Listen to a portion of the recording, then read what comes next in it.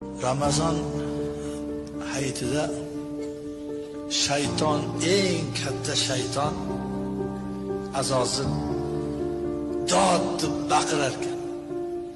Shogirdlari atrofini o'rab, ustoz, nimaga dod deb baqiryapsiz? Bir yil men bularni qanaqa ishlar qildirtirib, tog' gunohlarni egasi qilib qo'yuvdim. Aro ichishuvdi, o'g'irlik qilishuvdi, zino qilishuvdi, gunoh ishlarni qilishuvdi. Men shularni shunchalik adashtirib, gunoh loyiga bottiruvdim.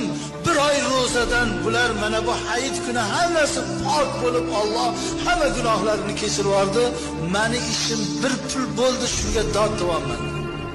Askarlar aytar ekan, ustoz nima qilaylik? Mana shu 3 kun hayitni ichida harom bo'lgan ichkilikni ichkasinglar. Mana shu 3 kun hayitni ichida zino qildirib qo'yinglar.